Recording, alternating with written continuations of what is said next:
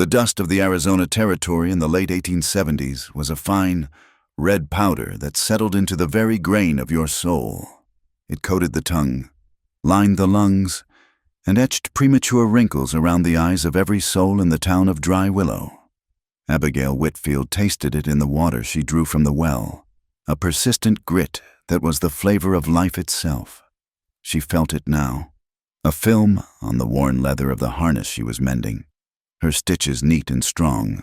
Her father, a man whose silence had deepened with the years since her mother's passing, believed a good stagecoach stop ran on sturdy leather and punctual arrivals, and Abigail believed in her father. The screen door of the station house whined open and slapped shut. Rose appeared, a vision of cool calico in the shimmering heat, waving a palmetto fan with a languid, practiced grace. Her hair, the color of spun corn silk, was swept up in a cascade of curls that had somehow defied the oppressive air, while Abigail's own plain brown braid was gritty with the day's labor. "Honestly, Abigail, must you sit in the full glare of the sun?" Rose's voice was like honey, but with a faint, sharp edge of impatience. "You will look a fright for the dance tomorrow. Thomas is expecting a fiancé, not a dried apple doll." Abigail pulled a stitch tight, her knuckles brushing against the sun-warmed wood of the porch bench. "The horses need this harness, Rose, and Thomas knows I work." She did not look up. To look at Rose was to see all the things she was not effortlessly beautiful, charming, and possessed of a restless ambition that saw Dry Willow not as a home, but as a cage. "Work," Rose repeated, the word a small, distasteful puff of air. "There is more to life than the smell of horse sweat and dust. There is advancement. There is a world beyond this station, a world the railroad is bringing right to our doorstep." She glided to the porch railing, her gaze fixed on the endless, shimmering expanse where the iron tracks were rumored to be headed. A world Thomas Hale can give a woman. The subject of Thomas hung between them, a tangible thing. He was a surveyor for the Union Pacific, a man with a future, they all said. He was handsome, steady, and he had chosen Abigail. It was a fact that still felt like a surprise, a gift she was not quite sure she had earned. She had a quiet sort of prettiness, she knew, but it was the kind that faded next to a bonfire, and Rose was a bonfire. The rumble of an approaching wagon drew their attention. Thomas Hale rode alongside it on a fine bay gelding, his posture straight, his face earnest under the brim of his hat. He dismounted with an economy of motion that spoke of his orderly mind, handing the reins to a stable boy. He smiled at the sight of the sisters on the porch, but his eyes sought Abigail's first. "Abigail, Miss Rose." He inclined his head, his gaze lingering on Abigail's hands, still busy with the needle, always industrious. "Some of us must be," Abigail said, a small smile touching her lips as she finally set the harness aside. "Thomas, you must tell us everything," Rose said, stepping forward, her fan fluttering like a captured bird. "Is it true the tracks will bypass Canyon Diablo? Father says Mr. Cartwright is a genius for finding a new route." Thomas's expression tightened for a fraction of a second, a flicker of something guarded and weary. "Mr. Cartwright is a very determined man. The work is progressing. We are making maps that will change this territory forever." He turned his attention back to Abigail, his voice softening. "I have tomorrow evening free. I was hoping you would save me the first dance at Saguaro Hall." "Of course, Thomas," Abigail said, her heart giving a steady, reassuring thump. This was it, the life she had hoped for. A good man, a secure future, a quiet rhythm to her days. A life safe from the chaos that seemed to nibble at the edges of their world. The chaos had a name. It was whispered in the saloon and printed with mocking disdain in the territorial newspapers that arrived on the afternoon stage. They called him the Apache King, a Chiricahua war chief who refused to be moved, who fought the coming railroad not with petitions, but with raids that were swift, precise, and maddeningly effective. His real name, Nantan Lobo, was rarely spoken by the townsfolk. It was easier to fear a caricature, a savage king, than to consider a man fighting for the land that had cradled his ancestors. Later, as twilight bled purple and orange across the horizon, the talk at the supper table inside the station was of progress, not peril. Thomas spoke of elevation grades and trestle bridges, his words painting a picture of an orderly world conquering a wild one. Abigail's father listened, nodding, his mind on freight costs and passenger fares. Rose listened too, her chin propped on her hand, her eyes shining.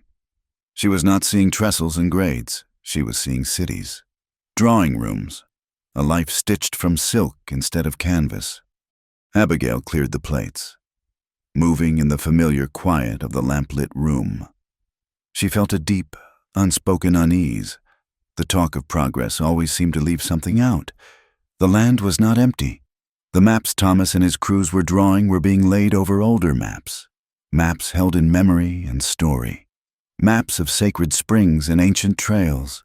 The railroad's straight, unyielding line felt like a violation. That night, the wind began to howl. It was a low moan at first, a lonely sound that rattled the window panes. Then it grew angrier, scraping sand and pebbles against the wooden walls of the house. The air grew thick, choking. A dust storm was rolling in from the Sonora, a great tumbling wall of red earth that would swallow the moon and stars. Her father bolted the main doors. Rose, complaining of the dust ruining the air, retired to her room with a damp cloth pressed to her face. Abigail stayed up, listening to the storm's fury. It sounded like a great beast trying to claw its way inside. The world was being unmade, scoured clean. She thought of the horses in the corral, their heads bowed against the onslaught. She thought of the yucca plants, bent low. She thought of the people of this land, the Apache, who knew its rages and its mercies. Where did they go in a storm like this? Hours passed. The wind's scream softened to a hoarse whisper. The world outside the window was an opaque, swirling brown. Abigail, feeling a thirst the storm seemed to have baked into her, decided to check the well. The cover was heavy. She worried it might have been blown askew, fouling the water for days. Wrapping a shawl around her head and pulling it tight across her nose and mouth, she lit a lantern and stepped outside. The air was still thick, but breathable. The wind pushed at her. A persistent, heavy hand, fine grit crunched under her boots. The lantern cast a feeble, golden globe of light that was swallowed by the churning darkness just a few feet away. She reached the stone-lined well at the center of the yard. The heavy wooden cover was still in place, thank God. As she leaned down to check the latch, her light fell upon a small shape huddled at the base of the well, tucked into the slight recess where the stones met the earth. It was a boy, no more than 7 or 8 years old, with straight black hair matted with dust and a thin cotton shirt torn at the shoulder. He was Apache. His eyes, wide and dark in the lantern light, held the terror of a cornered rabbit. One of his legs was twisted at an odd angle, and a dark stain was spreading on his buckskin leggings just below the knee. Abigail froze.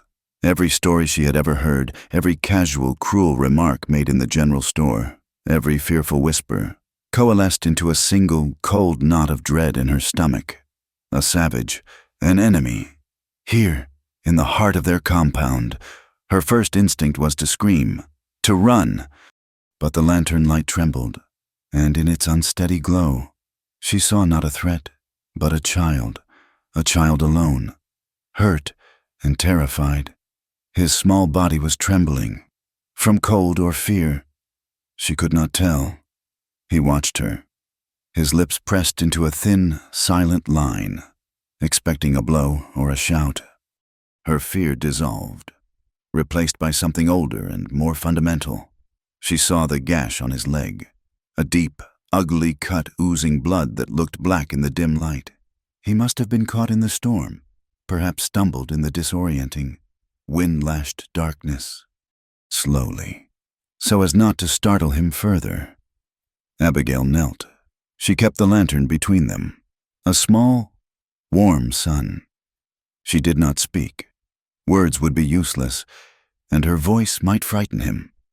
She simply looked at him, her expression soft, trying to convey that she meant no harm. She gestured toward his injured leg. He flinched, pulling it closer to his body. Abigail held up her hands, palms open, a universal sign of peace. She reached into the pocket of her apron and pulled out a clean scrap of linen she kept for wiping her hands. It was not much, but it was something. Moving with a slowness that felt like wading through water, she edged closer. The boy's breathing was shallow and rapid. He smelled of dust and rain-wetted creosote. She touched his knee, gently, her fingers light. He went rigid, but did not pull away. Carefully, she wrapped the linen around the wound, not expertly, but firmly enough to apply pressure. The boy hissed in pain through his teeth but made no other sound. His discipline was unnerving in one so young. When she was done, she looked into his face. His eyes were still wary, but the sheer terror had receded, replaced by a guarded curiosity. He was just a boy, a mother's son. She remembered her thirst. She stood, worked the heavy pulley, and lowered the bucket into the blackness of the well. The splash echoed, a hollow, reassuring sound. It took all her strength to haul the full bucket up, its sloshing a promise of life. She poured some of the precious, gritty water into the tin dipper that hung on a hook. She offered it to him.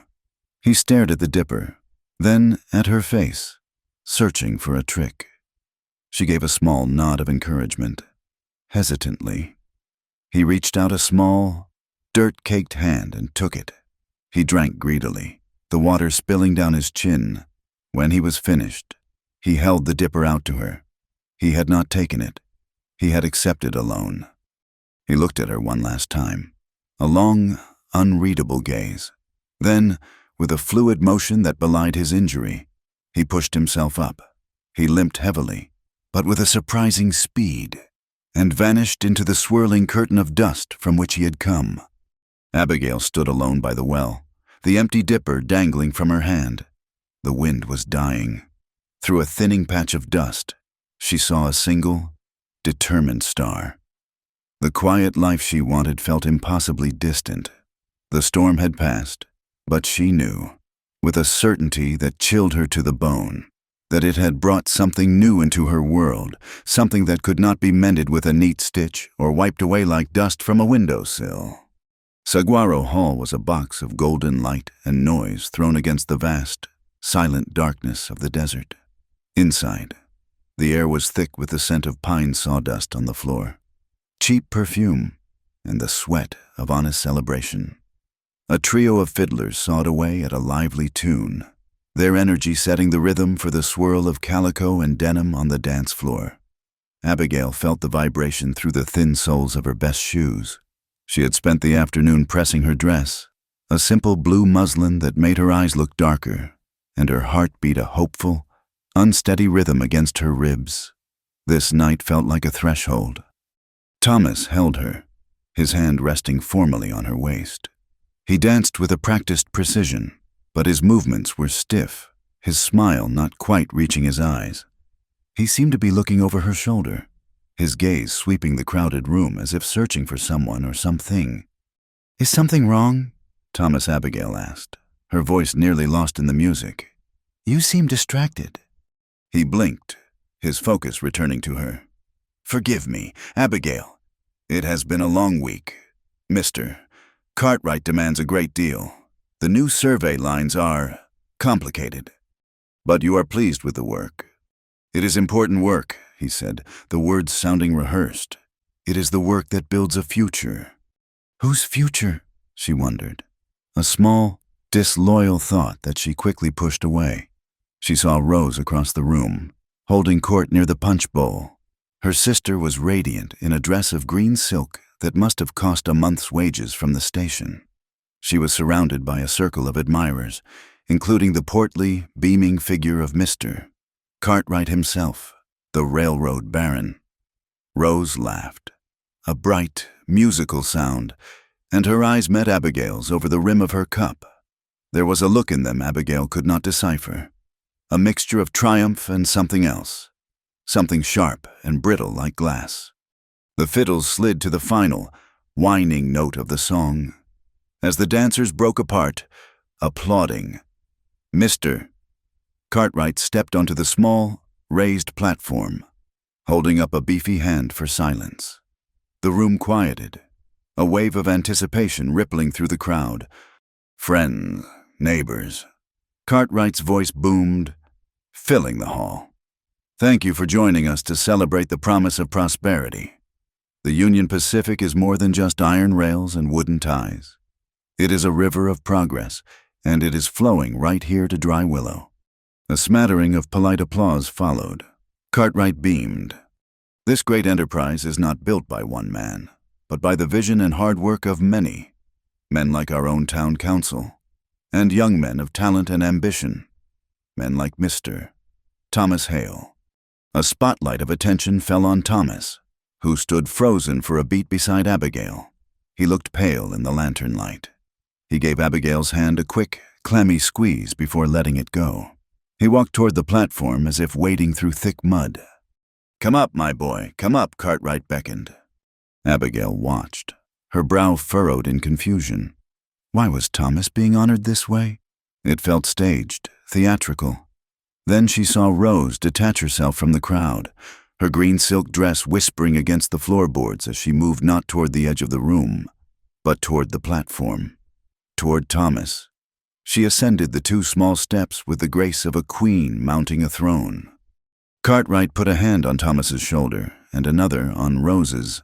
The future of this railroad is built on strong partnerships, on commitments that bind us together in common cause. And tonight, we celebrate one such commitment. The world seemed to slow down. The noise of the hall faded into a dull roar in Abigail's ears. She saw Rose turn to Thomas, her face luminous, expectant. Thomas did not look at Abigail. He did not once glance into the crowd to find her eyes. He looked only at Rose, his expression a miserable mixture of resolve and regret. And then, as the entire town of Dry Willow watched, he leaned in and kissed her. It was not a chaste, friendly peck. It was a kiss of ownership, a public declaration that silenced the fiddles and sent a tidal wave of scandalized whispers through the hall. As they broke apart, Rose held up her left hand. On her finger, a diamond glittered, a chip of ice catching the lantern light and throwing it back like a weapon. Abigail stood perfectly still. She felt nothing and everything all at once. The floor seemed to tilt beneath her feet, the faces in the crowd blurred, turning into a gallery of pity, shock, and cruel satisfaction. She saw her father at the back of the hall, his face a mask of thunderous disbelief. She saw the ring on her sister's finger, the ring Thomas had described to her weeks ago, the one he was having sent from St. Louis. For her, the humiliation was a physical thing, a hot, searing wave that washed over her from head to toe. She did not scream. She did not cry. A cold, hard shell of pride formed around the shattering pieces of her heart.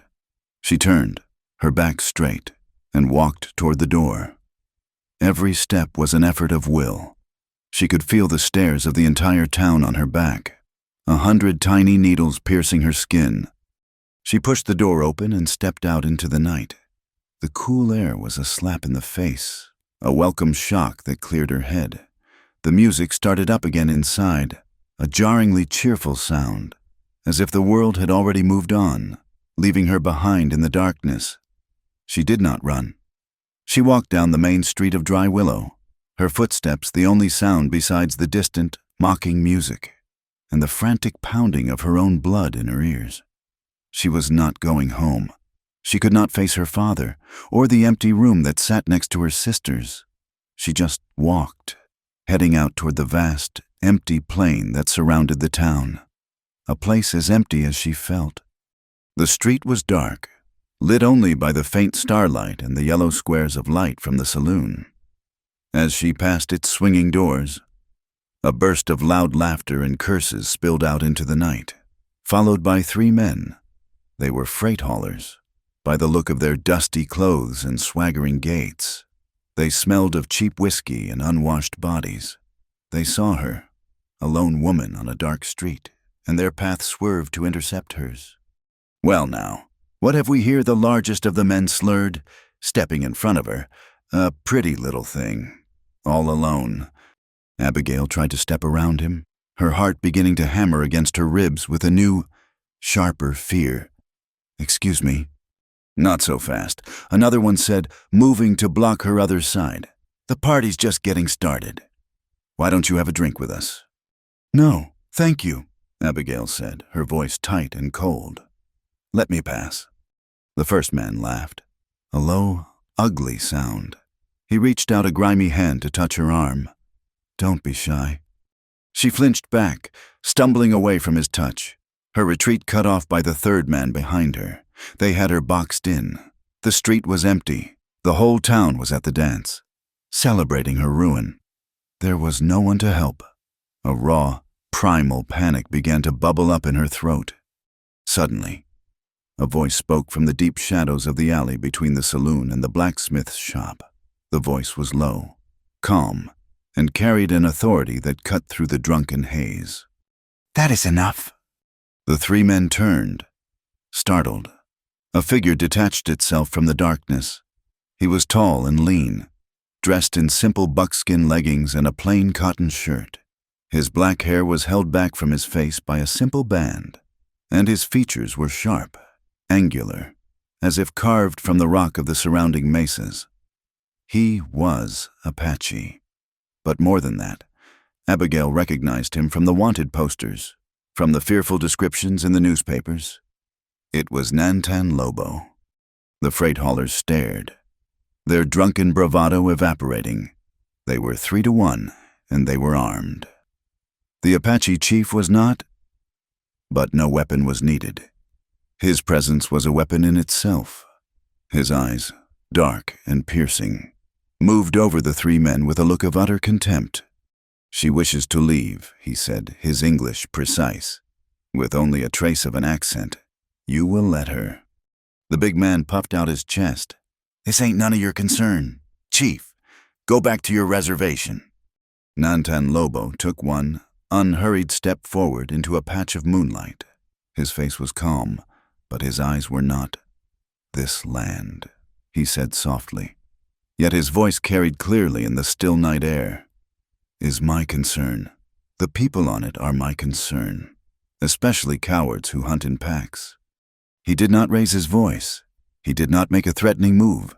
He simply stood there, a pillar of silent, unshakable strength, and judged them. He had seen 1,000 battles, and they were merely 3 loud, drunken louts. The knowledge of this disparity hung in the air between them, thick and heavy. The men looked at each other, their courage failing them. They saw not just a man, but a legend, a specter of the violence they secretly feared. With a series of muttered curses and nervous glances, they shuffled away, melting back into the loud oblivion of the saloon. Abigail was left standing in the street, trembling, the aftermath of her fear making her legs feel weak. Nantan Lobo did not move. He watched her, his expression unreadable. She should have been afraid of him, too. He was the enemy, the savage the cavalry was hunting, but she was not. All her fear had been used up. He took another step closer, his gaze intent on her face. The moonlight illuminated the planes of his face, the strength in his jaw. His eyes narrowed slightly, a flicker of recognition in their depths. He remembered. "You are the woman from the storm," he said. His voice no longer edged with contempt, but quiet with a dawning certainty. "The well. You gave my nephew water." The word struck her with the force of a physical blow. In the midst of the most profound humiliation of her life, stripped of her future and her dignity, this man, this feared Apache warrior, saw not the jilted fiancé, but the person she had been in a moment of simple, unrewarded kindness. He had remembered her face. The irony was so bitter, so profound. It almost made her want to laugh. Her own sister, her own betrothed. had erased her from their lives, while this stranger, this enemy of her people, had held her in his memory. She stood before him, under the vast, indifferent stars, and for the first time that night, she felt the hot sting of tears in her eyes. The days that followed the dance were made of a thick, smothering silence. When Abigail walked through town, conversations would cease, heads would turn away, and a wall of whispers would rise behind her. She was a spectacle of shame, a living reminder of a scandal that was far more interesting than the price of barley. She retreated into the familiar world of the stagecoach station, finding a strange comfort in the mundane rhythms of work, mending harnesses, taking inventory, noting arrivals and departures in her father's ledgers with her neat, precise handwriting. The ink and paper did not judge. The numbers were honest. Her father had become a ghost in his own house, his face set in a permanent glower of anger and shame. He spoke only when necessary. The silence between him and Abigail, a chasm widened by their shared humiliation. Rose and Thomas were gone. They had taken rooms at the town's only hotel, a public declaration of their new status. Abigail would see them sometimes, riding in a smart new buggy Mr. Cartwright had provided. Rose's green dress a flash of color against the dusty street, her laughter a sound that felt like a slap. They were the bright, shining future of Dry Willow. Abigail was its past. The drought worsened. The sun was a merciless white disk in a bleached blue sky. The small creek that ran behind the station shrank until it was just a series of stagnant, muddy pools, buzzing with flies. Water became the town's obsession, more talked about than even Abigail's disgrace. Then, one Tuesday morning, the map appeared.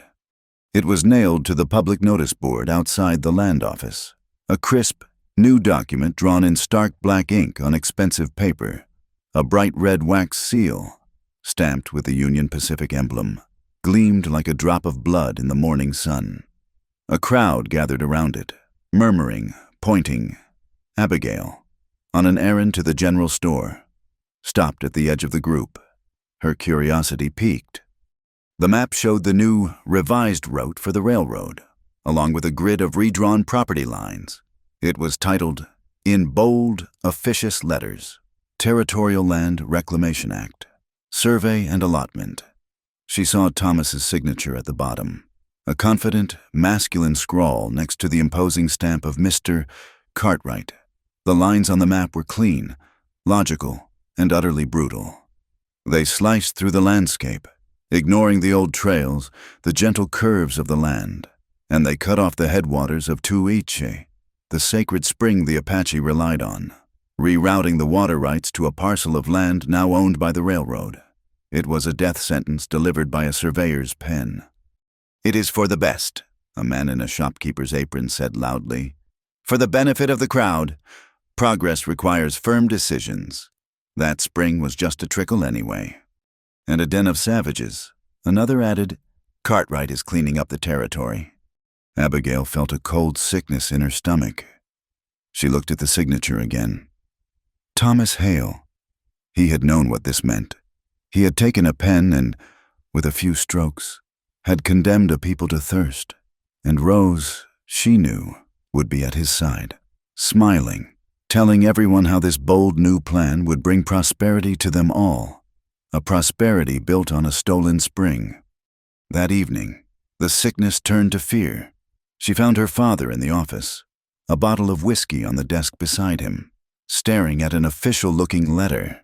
His shoulders were slumped in defeat. "What is it, Father?" she asked softly. He pushed the letter across the desk without looking at her. It was from Mr. Cartwright's attorneys.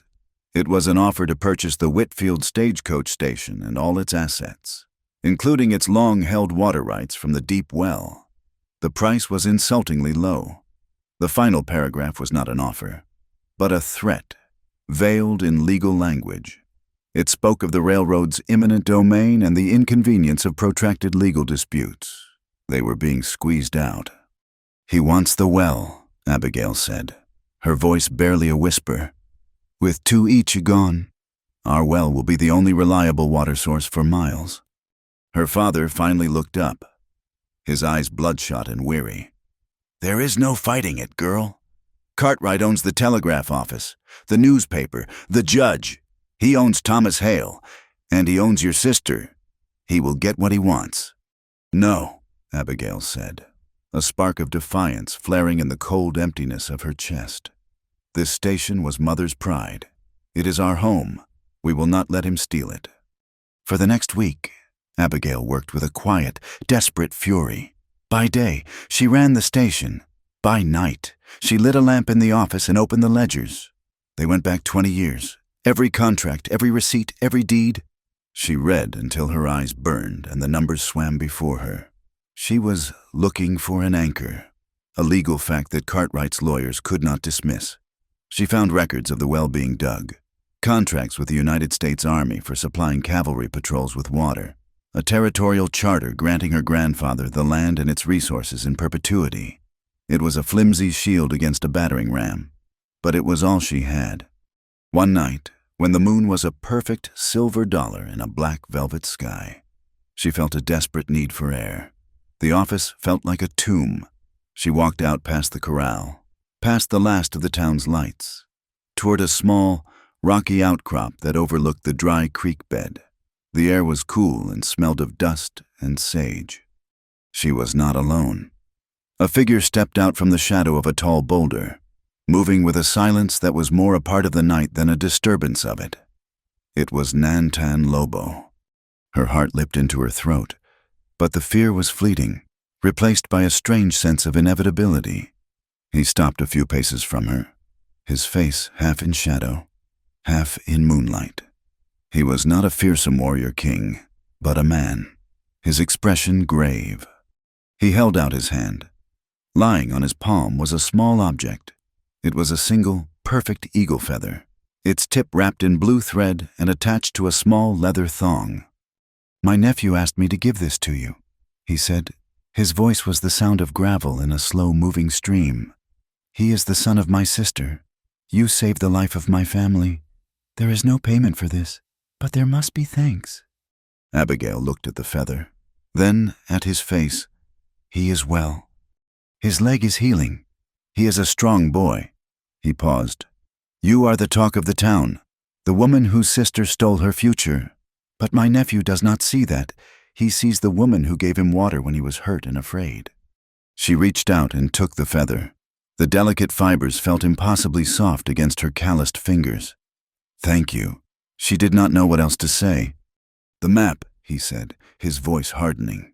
"The paper with the red seal. It takes our water." "I know," Abigail said, her hand closing around the feather. "It is wrong. It is theft. I am fighting it. I have the station's records, the original deeds. There are laws. I will take it to the territorial judge when he comes." A sound that was almost a laugh, but held no humor, escaped his lips. "The law," he said, the words heavy with contempt. "Your law is a tool, like a shovel or an axe. It is used to build the world you want. It is not for us. We have seen your laws. We have signed your treaties. Your paper promises are leaves in the wind." "It is all I have," she insisted, her voice rising with a passion that surprised her. "It has to be enough. We cannot fight men like Cartwright with anger. We must fight them with their own rules. We must prove in a court that they are wrong." He took a step closer, his eyes burning with a cold fire. "And who will be the judge? A man who drinks Cartwright's whiskey, who will be the jury? Men who call my people savages. You believe in rules. We believe in survival. Cartwright has declared war on my people. He wants to kill us. Not with bullets, but with thirst. Your rules will not save us. Your laws were written to make sure you win and we lose. Every time." The truth in his words was a cold blade against her heart. She looked from his unyielding face to the flimsy papers she had gathered in the office, her small, pathetic arsenal of facts and figures. She wanted to believe in the order of things, in the fairness of the law. It was the foundation of the world she knew. To admit he was right was to admit that her world was a lie, that civilization was just a prettier mask for the same brutal theft. I have to try, she whispered, clutching the eagle feather so tightly its quill dug into her palm. It is the only way I know. He looked at her for a long moment, the anger in his eyes softening into something that might have been pity. Then you will learn a hard lesson, woman of the well, he said softly. He turned, and as silently as he had appeared, he was gone, absorbed back into the shadows of the rocks, leaving Abigail alone under the moon with a feather in her hand and the bitter taste of a terrible, dawning truth in her mouth. The world had shrunk to the size of the stagecoach station. For weeks, Abigail had measured her days in the arrival of the noon stage and the departure of the 6 o'clock. Her universe was composed of ledgers, leather, and the silent, reproachful gaze of her father. She had built a wall of routine around herself, and for a little while, it had held. But the wall was beginning to crack. A restlessness, sharp and insistent, was growing inside her. She needed to feel the sun on her face and the wind in her hair, to be reminded of a world larger than her own small shame. She saddled Juniper, her steady buckskin mare, and rode out of town, heading west toward the broken country of the foothills. She did not have a destination. She just rode, letting the familiar rhythm of the horse's gait soothe the turmoil in her mind. The land here was harsh and beautiful, a place of stark contrasts. Prickly pear cactus grew beside delicate desert marigolds. The earth was cracked and dry, yet life clung to it with a fierce tenacity she was beginning to understand. As she rounded a high, sun-baked mesa, she saw a flicker of movement in the wash below. She reined Juniper in, pulling the mare into the shade of a cluster of ironwood trees. She was a woman alone, and she had learned caution. Peering down from her vantage point, she saw a group of a half-dozen riders. They were not cowboys or prospectors. They moved with a kind of predatory slouch, and their horses were mean-looking brutes. Leading them was a man she recognized with a jolt of cold fear. His name was Pike. He was Cartwright's chief enforcer, a man with dead, patient eyes and a reputation for quiet brutality. Abigail had seen him in town, and he always looked as though he were measuring the world for a coffin. They were checking their rifles, passing a bottle of whiskey between them. Pike was speaking, his voice too low to carry, but his gestures were clear. He was pointing toward a distant line of cottonwood trees, the kind that only grew where there was a reliable source of water. He was pointing toward Tuiche. Abigail's blood ran cold. She knew, with a sick certainty, that this was not a hunting party. This was something else. She urged Juniper a little closer, keeping to the high ground, using the rocks and scrub for cover. Now she could hear Pike's voice, a low, gravelly rasp that scraped at the quiet air. "We ride in quiet," he was saying to his men. "Circle around the south side. They will not be expecting it. We make it look like a raid gone wrong, a few scattered bodies, a couple of stolen horses. A real tragedy." He took a long swallow from the bottle and wiped his mouth with the back of his hand. "Cartwright wants evidence. He wants the townspeople screaming for the cavalry. We are going to give it to them. Remember, it has to look authentic. A couple of you might even get winged. A little blood makes a story believable." One of the men laughed nervously. "As long as it is not my blood, Pike." Pike turned his dead eyes on the man. "Just do your job. When the story is printed in the paper tomorrow, you will be heroes." The horror of the plan settled over Abigail like a shroud. They were going to attack Nantan Lobo's camp.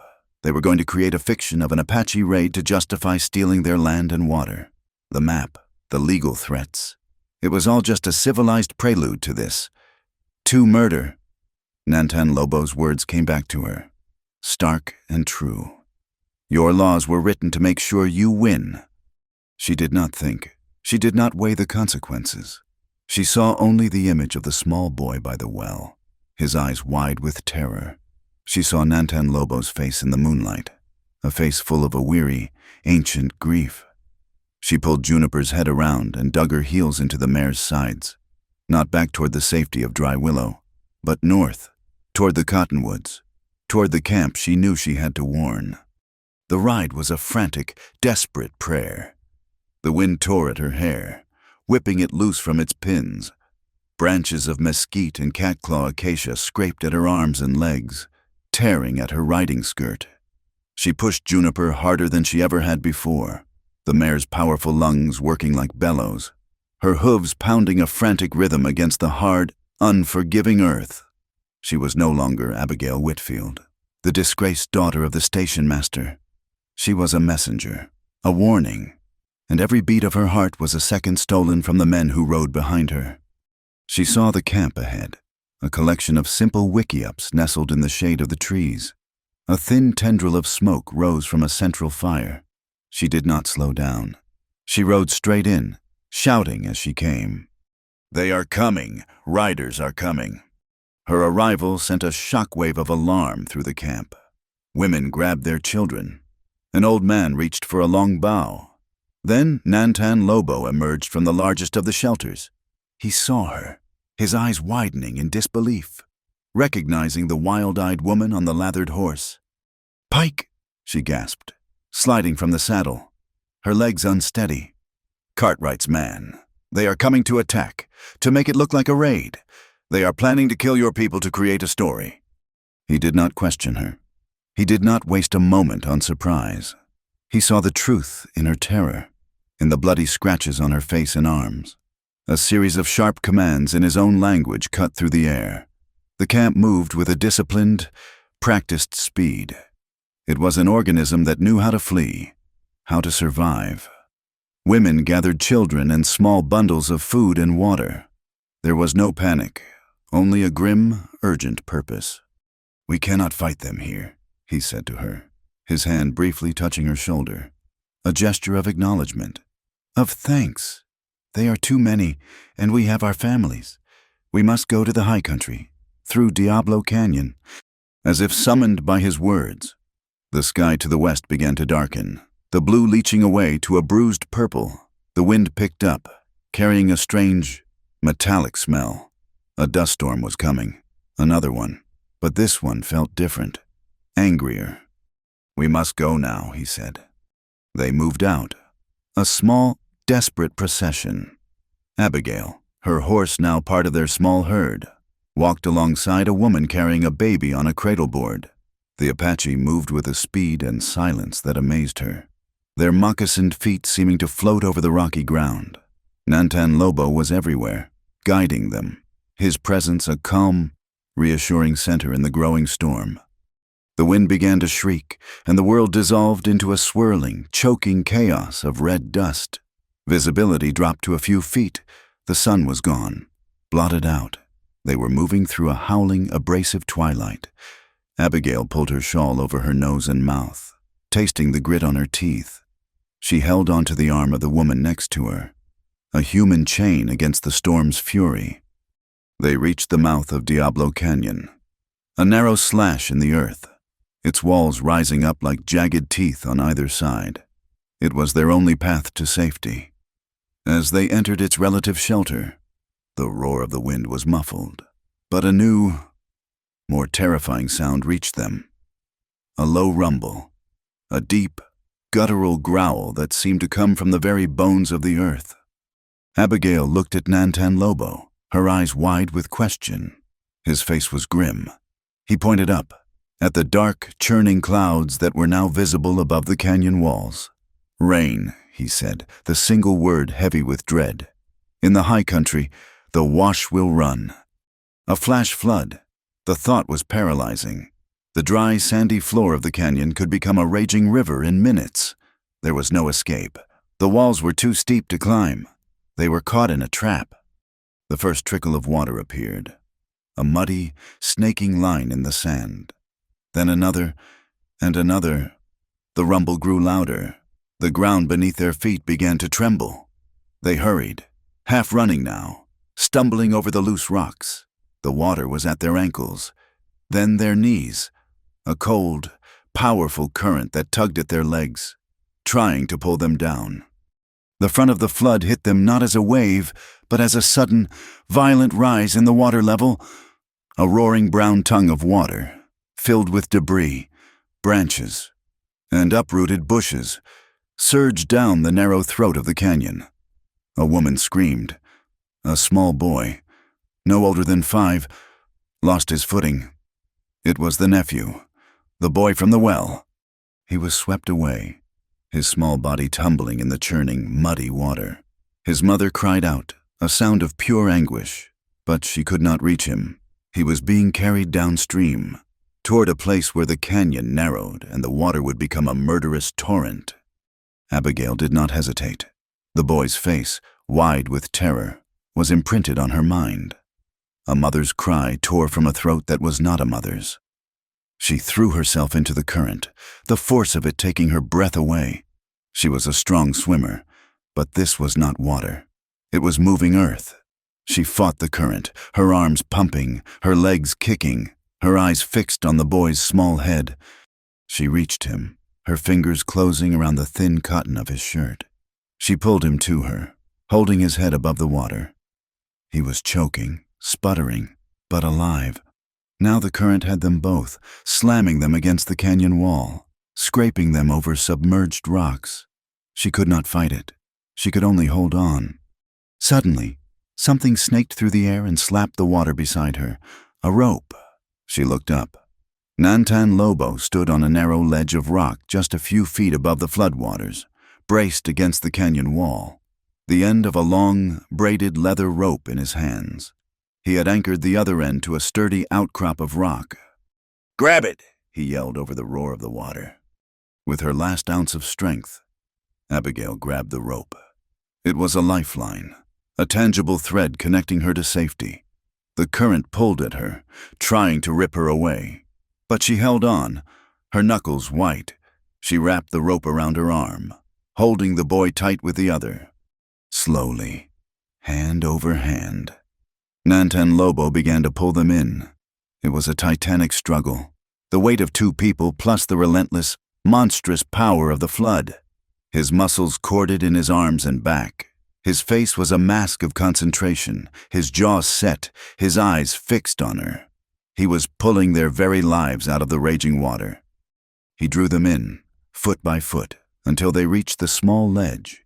He reached down a powerful hand, seized her arm, and hauled her and the boy from the water. They collapsed onto the rock, a shivering, gasping heap. The boy was crying now, deep, shuddering sobs. Abigail held him, her body shaking with cold and the aftermath of terror. The 3 of them huddled on the tiny island of safety, the flood roaring past them just inches away. Nantan Lobo's chest was heaving. He looked at her, his dark eyes filled with an emotion she could not name. It was more than gratitude. It was a look of profound, stunned respect. Her clothes were torn, her face was bleeding, her body was a mass of bruises. But she had not hesitated. She had thrown herself into the mouth of the flood to save his family.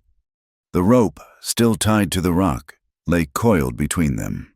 It had been a tool of rescue, but in the dim, stormy light of the canyon, it looked like something more. A bond, a connection forged in chaos, a trust that had been tied, not spoken. The water still raged, but on their small perch of stone, something new and fragile and incredibly strong had just taken hold. She looked up at him, the Apache warrior, the man she was supposed to fear, and saw only the man who had just saved her life. And she knew, with a certainty that had nothing to do with laws or ledgers, that nothing in her world would ever be the same again. Juniper Flats was not a place on any map.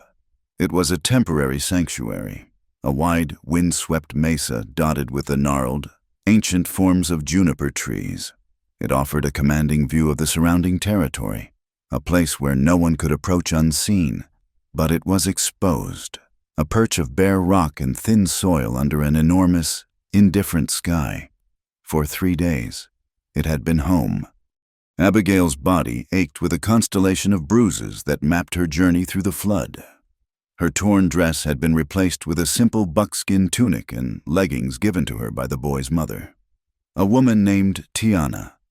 The leather was soft, worn, and smelled of wood smoke. It felt strange against her skin, a costume for a life she had never imagined. Tiana had tended to her cuts with a poultice of herbs that had soothed the sting. her hands gentle, her dark eyes communicating a gratitude that needed no words. Abigail was an outsider, yet they treated her not as a guest, but as one of their own who had shared in their ordeal. They shared what little food they had, strips of dried meat and roasted mezcal, and she took her small portion with a humility that was new and raw. On the fourth morning, a scout returned, a young man who moved with the fluid grace of a deer.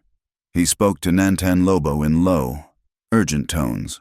Abigail, sitting nearby mending a tear in a child's blanket, could not understand the words, but she understood the grim set of Lobo's jaw. When the scout had gone, he walked over to where she sat. "My scout brings news from your town," he said, his voice flat. Abigail put down her sewing. What news? There was no report of an attack by Pike's men. The story in the Dry Willow newspaper is of a vicious Apache raid on a freight wagon. It says cattle were stolen. A driver was injured. It calls for swift justice. Abigail's hands went cold. "But that is a lie. We saw them. Pike was planning to—" "The story is not what happened," Nantan Lobo interrupted, his eyes hard as flint. "The story is what Mr. Cartwright paid for. The town is angry. The mayor has called a meeting for tonight. They are forming a militia. They mean to drive us out. For good." The injustice of it was a bitter poison. The very men who had planned a massacre were now being hailed as victims, while the people she sat with, the women and children whose lives she had helped save, were being condemned as monsters. Her own people were preparing to ride out with rifles and torches, fueled by a lie. In Dry Willow, the lie had the satisfying heft of truth. It was printed in bold letters on the front page of the Territorial Dispatch, a newspaper whose owner was a frequent dinner guest at Mr. Cartwright's table. Rose read the article aloud at the hotel dining room, her voice full of a practiced, dramatic sympathy. "It is simply dreadful," she said, folding the paper and placing it beside her plate. "To think such savagery exists so close to our homes." Across from her, Cartwright chewed on a thick slab of steak, a satisfied smile on his face. "Savagery is bad for business. My dear, sometimes you have to clear the brush before you can plant a garden. The people are frightened. They will demand action. The army will have no choice but to listen."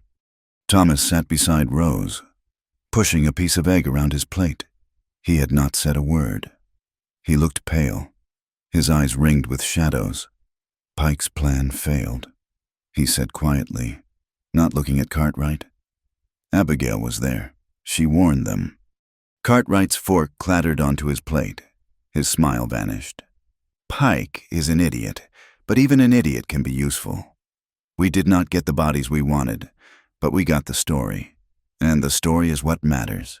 As for your former fiancé," he fixed his cold, calculating gaze on Thomas. "She is a problem, a loose thread, and I do not like loose threads." Rose felt a chill that had nothing to do with the morning air.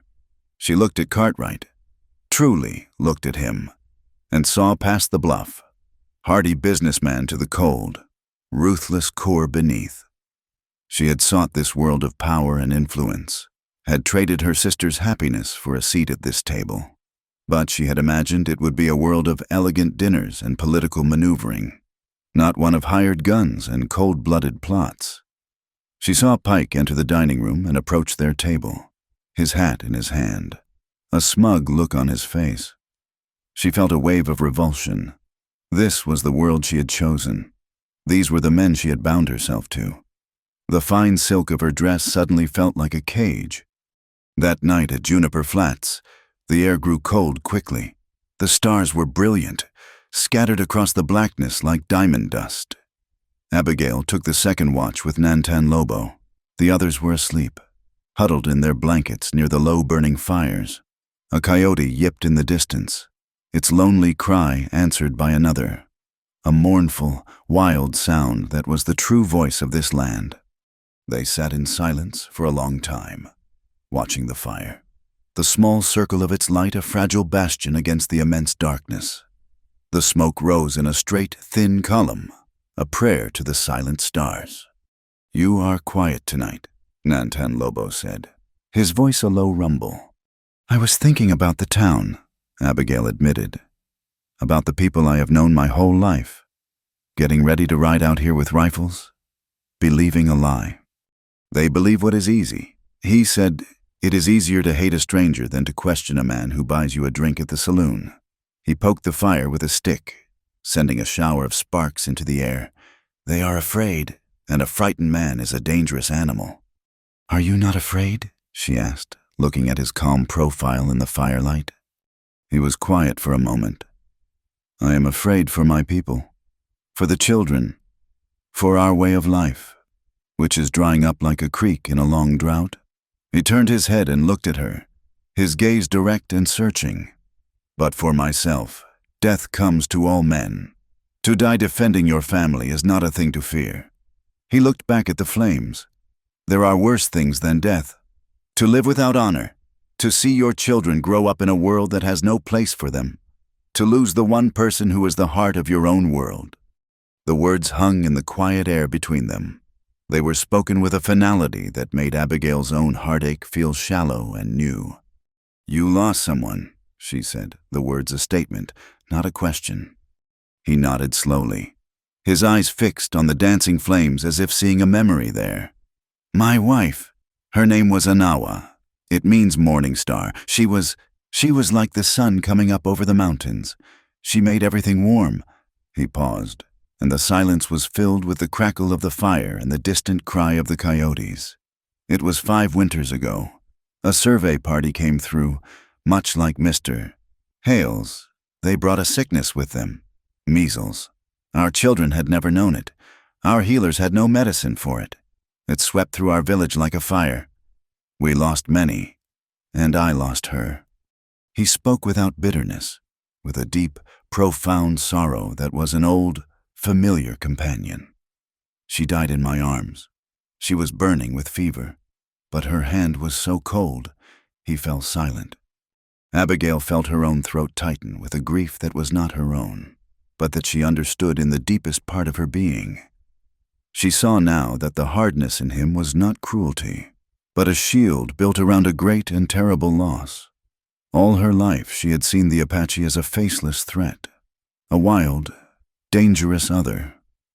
Now she saw a man who had loved and lost, a man whose pain was as real and as deep as any she could imagine. I am sorry, she whispered, the words feeling small and inadequate.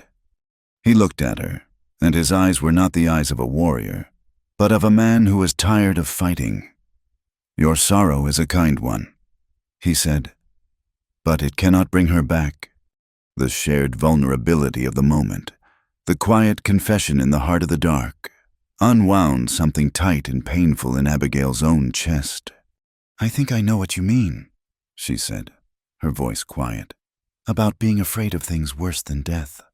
He waited, his silence an invitation. The night of the dance, she began, finding the words difficult. When Thomas, it was not just losing him. It was the humiliation, but it was more than that. It was the feeling that I had been a fool, that I had allowed myself to believe in something, to hope for something, and it was all just a mirage, like seeing water in the desert where there is only hot sand. She looked down at her hands, twisting a loose thread on the leather tunic. Now, I find myself afraid of being happy. It feels dangerous, like a trap. If you let yourself feel it, it will be taken from you, and the emptiness it leaves behind is worse than never having had it at all. It is easier to build a wall, to not want anything too much. She finally looked up and met his gaze. In his eyes, she saw not pity, but a deep, resonant understanding. He had built his own walls.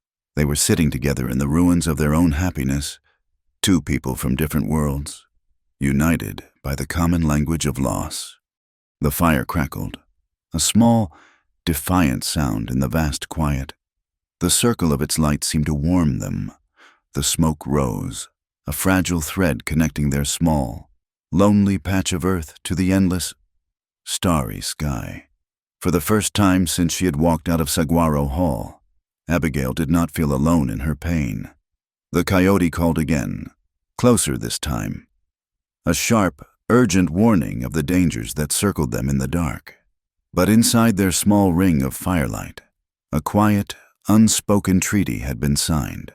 A shared past had been acknowledged, and the possibility of a shared future, however dangerous and uncertain, had just begun to take root. The Dry Willow Saturday market was a maelstrom of dust, noise, and commerce. Farmers stood by wagons laden with late-season corn and squash. Ranchers haggled over the price of the livestock. And the air, thick with the fine red powder of the earth, was layered with the smells of horse manure, frying bacon, and cheap whiskey. A nervous energy hummed beneath the usual boisterousness. Cartwright's newspaper story had done its work. Fear had taken root, and men who had previously shown little interest in public affairs now stood in tight, angry knots, their hands resting near the pistols on their hips. Abigail rode into this cauldron not with fear, but with a cold, clear purpose. She had spent the last day and night at Juniper Flats, not hiding, but planning.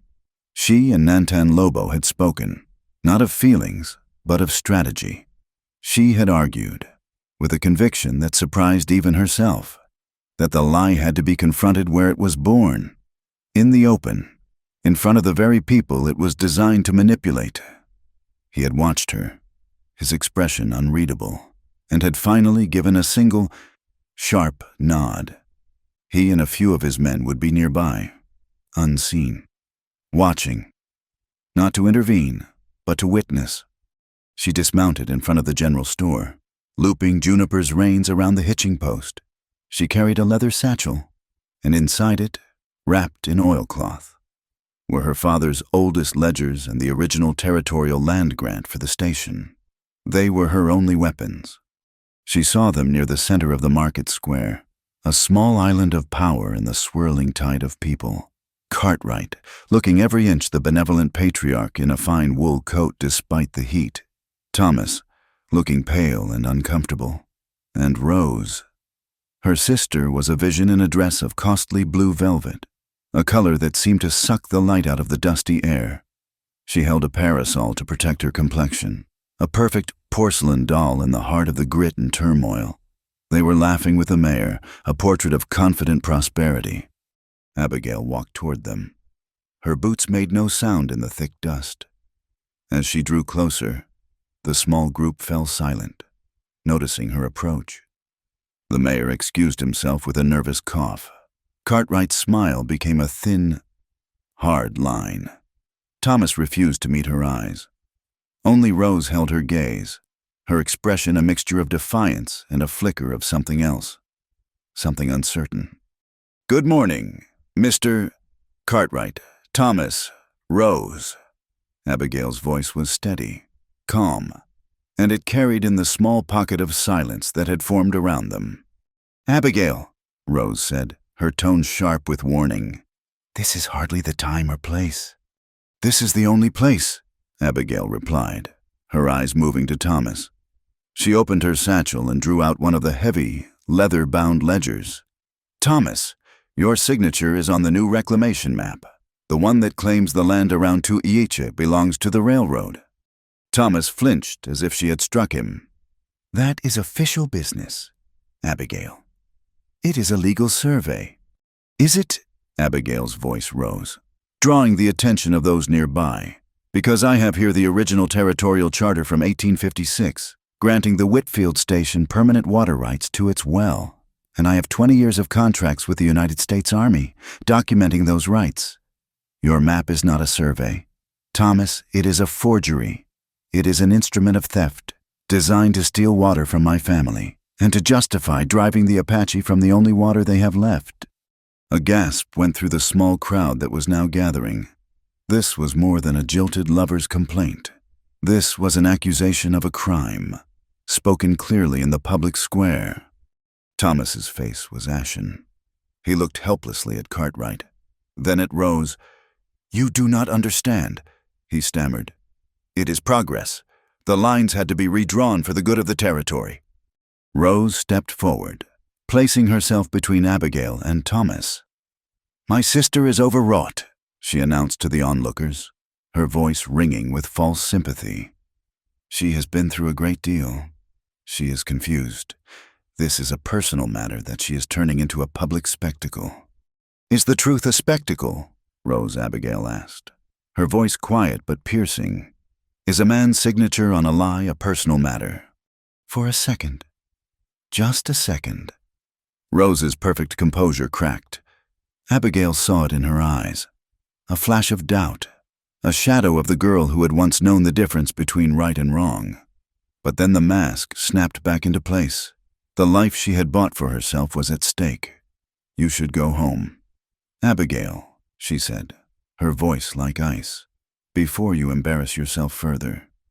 Cartwright, who had been watching this exchange with a look of cold fury, saw that he was losing control. The crowd was listening to Abigail. Her words, backed by the heavy, official-looking ledger in her hands, had the ring of truth. He caught Pike's eye over the heads of the crowd and gave a nearly imperceptible nod. Pike had been leaning against a wagon, whittling a piece of wood. He straightened up, his movements casual. He drew his pistol. He did not aim at Abigail. He aimed at a large sack of beans leaning against the mercantile wall, just a few feet from where a group of children were playing. The gunshot was a flat, brutal crack that tore through the market's hum. The bean sack exploded in a dusty white cloud. Women screamed. A horse, tied to a nearby post, reared in terror, its eyes rolling. The crowd surged backward, a wave of panic. Carts were overturned. Chickens squawked and scattered. The entire market square dissolved into chaos.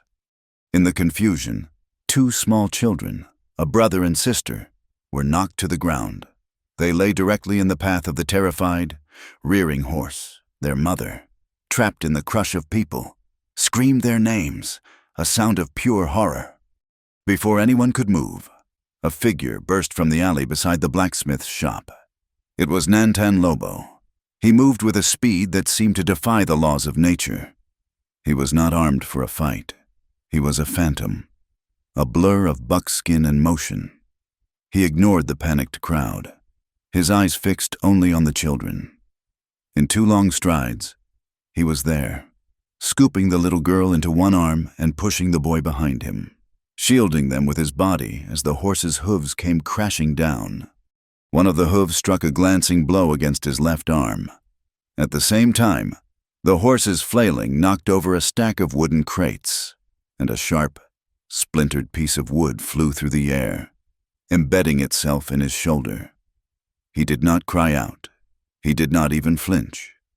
He simply stood, a solid, unmovable rock in the swirling river of chaos, until the horse's owner managed to grab the reins and bring the animal under control. The market fell silent. The panic subsided, replaced by a collective, stunned disbelief. Everyone saw the same thing. The feared Apache king, the savage murderer from the newspapers, was standing in the middle of their town square, holding a terrified, crying town girl in his arms. He gently set her down and pushed the little boy toward their mother, who ran forward and swept them both into her arms, sobbing with relief. Nantan Lobo stood up. A dark stain was spreading across the shoulder of his light-colored buckskin shirt. Blood, his blood, shed to protect their children. He looked out at the sea of faces, his expression unreadable. And then, before the town sheriff could push his way through the crowd, he turned and vanished back into the alley, as silently and as suddenly as he had appeared. The image was seared into the minds of everyone who saw it. The blood on the white buckskin was a stark, undeniable truth, a truth that no newspaper article could erase. The dust of confusion and rumor still hung thick in the air, but now it was mixed with the sharp, metallic scent of a reality that could not be denied. In the midst of the lingering chaos, Cartwright grabbed Pike by the arm and pulled him behind a wagon, his face contorted with rage. "You fool!" he hissed, his voice a venomous whisper. "I told you to create a distraction, not a hero." Rose, trying to pull a trembling Thomas away from the scene, found herself just on the other side of the wagon. She froze, hidden from their view.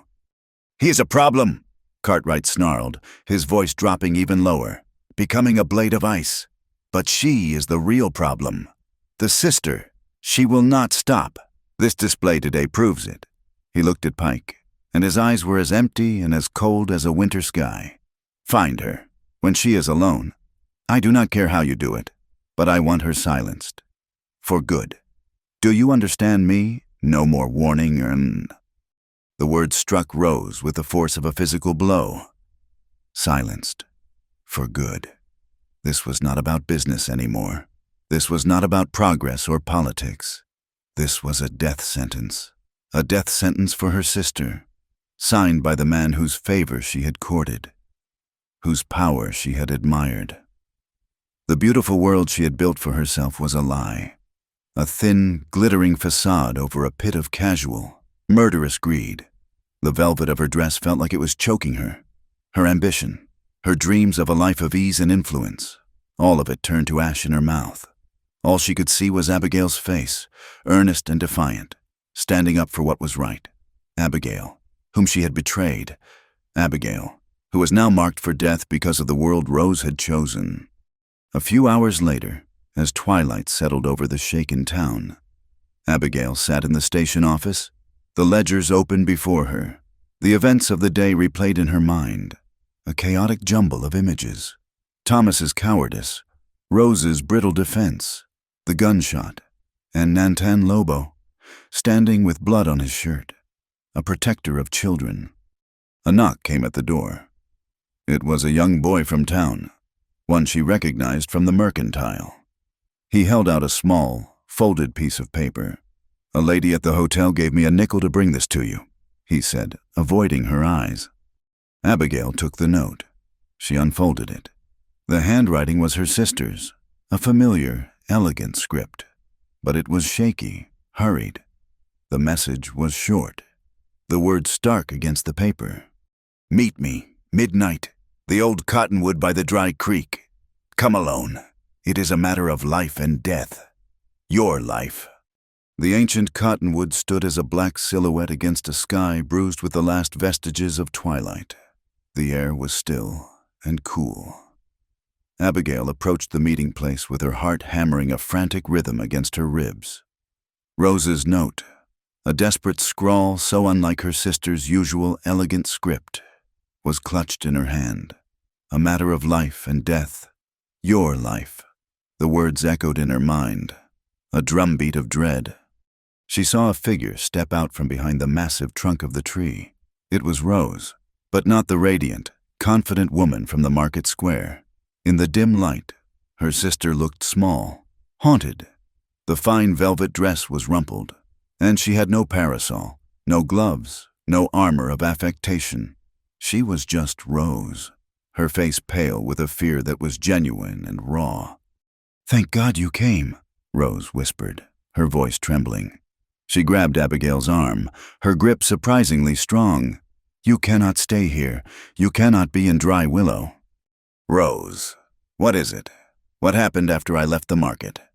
Rose's eyes darted around, searching the deep shadows that surrounded them. "It is Cartwright. I heard him. After the chaos, after that man, the Apache, helped the children. Cartwright was furious. He was with Pike." She choked on the name. "He told Pike to silence you. For good. Those were his words. Abigail, he wants you dead." The world tilted, the ground seeming to fall away beneath Abigail's feet.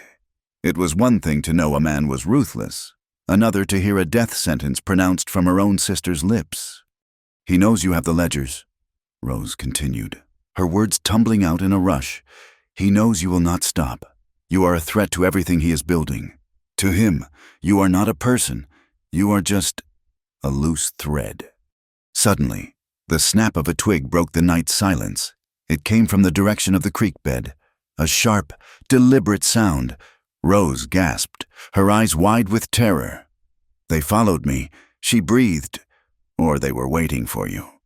From the darkness, two figures emerged, moving not with stealth but with a kind of predatory swagger.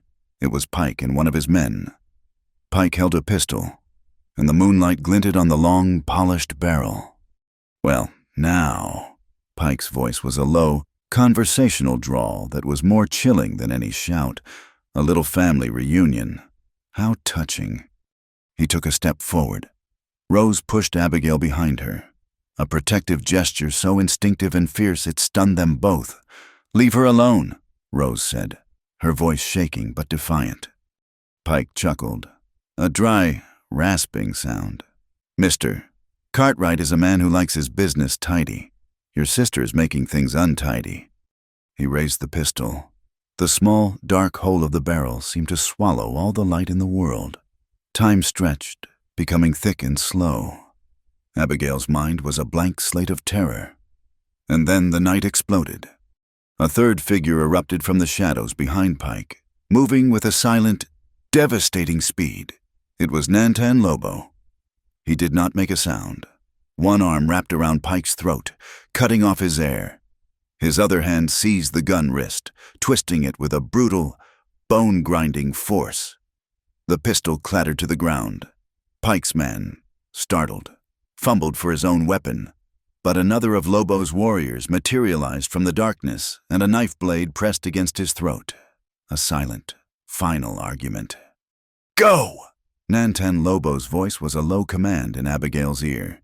He had released Pike, who was now gasping for air, and stood between the sisters and Cartwright's men. "Run, now!" He did not have to say it twice. Abigail grabbed Rose's hand and they ran, stumbling through the darkness, away from the creek, away from the town, behind them. They heard no gunshots, only the sound of a brief, brutal scuffle and then an unnerving silence. Abigail did not look back. She ran with burning lungs and a heart full of a terror so profound it left no room for thought. They ran until Rose stumbled and fell, sobbing for breath. Abigail pulled her to her feet, and they kept going, deeper into the broken, rocky country that was Nantan Lobo's domain. Eventually, they found themselves in a narrow, high-walled arroyo, where they collapsed behind a cluster of boulders, their bodies trembling with exhaustion and fear. They were safe, for now. Nantan Lobo and his man found them there, moving through the moonlight like spirits of the land. He looked at Rose, who was huddled on the ground, weeping, her fine dress stained with dirt and torn at the hem. Then his gaze fell on Abigail. "You are not safe in your world anymore," he said, his voice flat with a truth that could not be argued. He led them on, at a slower pace now. Deeper into the hills, Rose, her city shoes ruined, stumbled often, but she did not complain. The night's terror had stripped her of all her vanity. Finally. Nantan Lobo stopped. He had brought them to a place of shelter, a deep overhang of rock that formed a shallow, protected cave, its floor covered with soft sand. He spoke quietly to his warrior, who gave a nod and disappeared back into the night, a silent sentinel. He then turned to Rose. "You must go back," he said, his voice not unkind. "They will not harm you.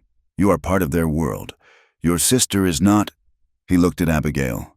"She must stay here, where they cannot find her." Rose looked at Abigail, her face a mess of tears and dust, guilt and a dawning. Terrible understanding warred in her eyes. "I am sorry," she whispered, the words a raw, broken sound. "Abigail, I am so sorry for everything." She turned and, guided by the silent warrior, began the long walk back to the life she had chosen, a life that had suddenly revealed its true and ugly face. Abigail was left alone with Nantan Lobo in the deep, profound silence of the desert night. The rock overhang curved above them like a protective hand. The air was cool and clean. He built a small, smokeless fire from dry sticks, its tiny flames providing a small circle of warmth and light. He sat across from her, his shoulder bandaged with a clean strip of cloth where he had been injured in the market. He looked at her, his dark eyes searching her face. "The cut on your arm has opened again," he said quietly. He had a small leather pouch from which he took a damp cloth and a small pot of salve. He moved to her side, and gently, his touch surprisingly deft, he cleaned the long, shallow scrape she had gotten during her frantic flight. His proximity was unsettling and deeply comforting all at once. She could feel the warmth of his body, could smell the faint, clean scent of sage and wood smoke that clung to him. When he was done, he did not move away. They sat side by side, watching the small fire, wrapped in a silence that was not empty, but full of all the things that had passed between them. The fear, the violence, the shared danger. It had stripped away the layers of caution and distrust, leaving something raw and real in its place. "Look," he said softly, his gaze lifting to the sky. Abigail followed his gaze. The sky above the mouth of their shelter was a vast, deep expanse of black velvet, and it was alive with light. A river of stars flowed across it, and even as she watched, a single, brilliant tear of light streaked across the darkness, followed by another, and then another, a meteor shower. It was a silent, breathtaking spectacle of impossible beauty. "My people say the stars are the campfires of our ancestors," he murmured, his voice a low rumble beside her. "They watch over us. They remind us that our time on this earth is a brief flicker in a long, long night, like these falling stars. A moment of brightness, and then it is gone." They watched the celestial display for a long time, the shared wonder a balm on the raw wounds of the night, here, under the silent, falling stars. The town, with its lies and its violence, seemed a small, petty thing. The world felt ancient, and their own lives felt both precious and fleeting. He reached into a pouch at his belt and drew something out. He held it in his palm, a circle of silver that seemed to capture the starlight and hold it. He offered it to her. It was a simple, unadorned band, heavy and cool to the touch. Etched into its surface was a delicate, repeating pattern of fine, slanting lines, the pattern of falling rain.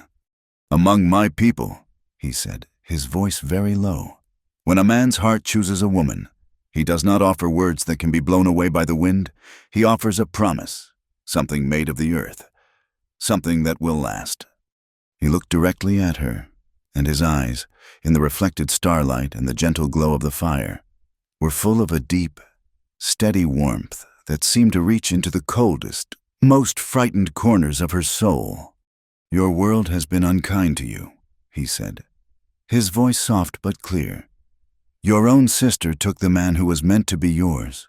The newspapers of your people give me a foolish name, as if I were a character in a child's story. They do not see the man." He paused, and his gaze held hers, unwavering. Her sister stole her fiancé. The Apache king offered a ring with love in his eyes.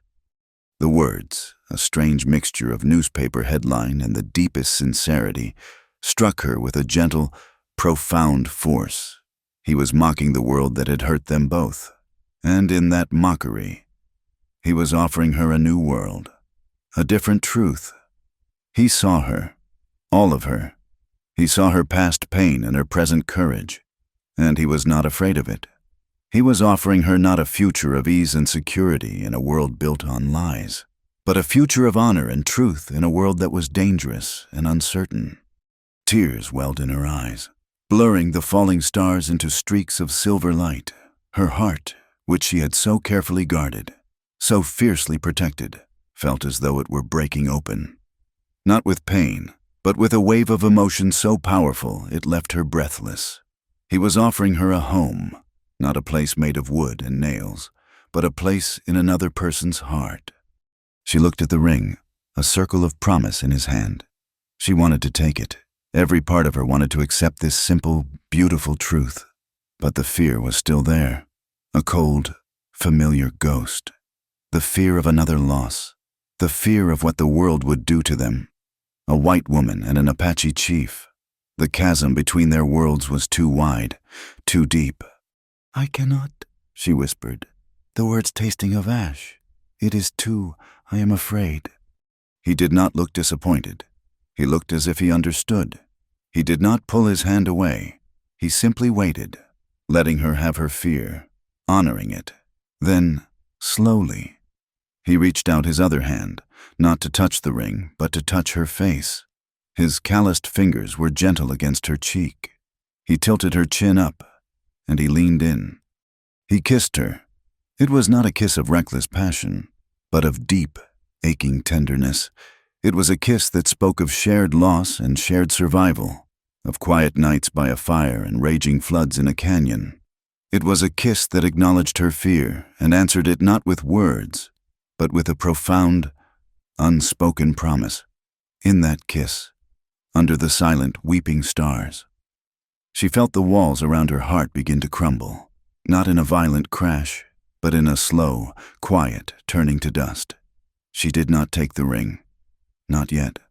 But as she kissed him back, the taste of wood smoke and the desert night on his lips, she knew that she had, in some way that mattered more than any vow, already accepted. The false dawn was a smear of bruised purple on the eastern horizon. A scout, his chest heaving from a long run, brought the news to their hidden camp in the high rocks. Cartwright was making his final, desperate move. He had set fire to a tool shed at the new, half-finished railroad station and had ridden into Dry Willow in a panic, claiming it was the start of a massive Apache attack. He was using the fire not for destruction, but as a pretext, a piece of theater to demand the intervention of the Federal Army. The trap was closing. The final piece of the plan came with a second message, this one delivered by the same terrified boy from the mercantile, who had been sent out into the darkness with a coin and a threat. Pike had taken Rose from the hotel. He was holding her at the old wooden bridge that spanned the Arroyo Seco. The price for her life was the satchel of ledgers. The exchange was to be at sunrise. Abigail was to come alone. The world narrowed to a single, sharp point of cold, terrifying clarity. This was the endgame.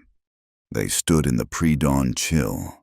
Abigail and Nintan Lobo, the wind whipping at their clothes. There was no time for fear. There was only the plan. He would take 4 of his best men, silent as shadows. They would use the arroyo itself, with its deep-cut banks and maze of boulders, to get into position before Pike arrived. Abigail would be the bait. She would walk onto that bridge alone, as demanded. But she would not be defenseless. She carried her satchel, and in her hand, she held a small, unlit lantern. In a pouch tied to her belt, she carried a small scoop of sand and grit. It was a pathetic arsenal against men with guns, but it was all they had. The Arroyo Seco was a different beast than the dry wash it had once been. The recent flash flood had scoured its channel, and a deep, powerful current of muddy water still roared through its depths. A brown, angry serpent in the gray morning light. Mist rose from its surface, clinging to the wooden pilings of the narrow bridge. The air was heavy with the smell of wet earth and decay. Abigail walked out of the mist and onto the bridge. The wooden planks were slick with dew, and they groaned under her weight. Halfway across, she saw them. Pike was there, holding Rose by the arm. His face was a mask of smug satisfaction. Rose was pale, her eyes wide with terror, but she stood straight, her chin held high. A single, hulking man stood with Pike, a rifle held loosely in his hands. A little further back, near the far side of the bridge, stood 2 more figures. Cartwright and Thomas. Thomas looked sick, his face the color of old parchment. Cartwright looked impatient, his eyes fixed on the leather satchel in Abigail's hand. "Right on time," Pike called out, his voice unnaturally loud in the quiet dawn. "Always punctual. Now, set the bag down and kick it over, nice and slow." Abigail did as she was told. She placed the satchel on the damp planks and gave it a gentle push with the toe of her boot. It slid across the wood and came to rest a few feet from Pike. "Now the other one," Pike said, his eyes narrowing, nodding toward the lantern in her hand. "What is that for?" "It is dark," Abigail said, her voice surprisingly steady. "I did not want to trip." Pike chuckled. He released Rose and took a step toward the satchel, his eyes gleaming with greed. That was the moment. The world erupted from beneath the bridge. from the rocks on the bank, from the very shadows themselves. Nantan Lobo and his men seemed to rise from the earth. One warrior launched himself at Pike's man, a silent, lethal force that took the man down before he could even raise his rifle. Two others materialized on the far bank, their arrows suddenly aimed at Cartwright and Thomas. Pike spun around, his pistol appearing in his hand as if by magic. Thomas screamed, a high, thin sound of pure terror. He scrambled for his horse, which was tied nearby, and threw himself into the saddle. He dug his heels in, trying to flee, but the horse, spooked by the sudden chaos, reared violently. Thomas, a poor horseman at the best of times, was thrown from the saddle. He landed in a heap, and a small, leather-bound book, a ledger Cartwright had given him with a record of illicit payments, flew from his coat and landed in the mud. On the bridge, the fight was a whirlwind of desperate action, as Pike turned to fire at the warrior closest to him. Rose, in a surge of pure, redemptive fury, launched herself at him. She was not strong enough to fight him, but she was a sudden, unexpected force. She did not aim for him. She slammed her body against his gun arm. The pistol fired, the shot going wild, the bullet splintering the wooden railing. At the same time, Cartwright, seeing his entire plan unraveling, gave a roar of pure rage. If he could not win, he would destroy. He pulled a coil of fuse and a small, heavy bundle from his coat. Dynamite. He ran to the center piling of the bridge, jammed the bundle into a crevice in the wood, and struck a match. The fuse sparked to life. A small, hissing snake of fire eating its way toward the explosive. "If I cannot have this valley, no one will," he screamed, his face a mask of madness. Abigail saw the burning fuse. She saw Cartwright turning back toward her, his face contorted. There was no time to think. She smashed her lantern against the bridge piling. Glass shattered, oil splattered across the planks. She reached for the pouch at her belt. Throwing the sand and grit onto the sputtering, oil-fed flame of the fuse, the flame hissed, choked, and seemed to die.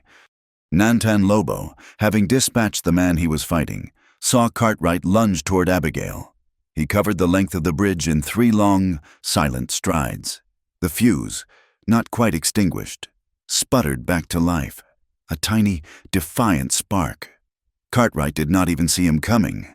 Nantan Lobo's knife flashed once, a silver arc in the growing light, and severed the burning fuse just inches from the dynamite. On the other side of the bridge, the struggle between Pike and Rose had reached its climax. He threw her off, sending her stumbling backward. He raised his pistol, his face a snarl of hatred, aiming it directly at Abigail. "This is all your fault," he spat. Rose, seeing him take aim, scrambled to her feet.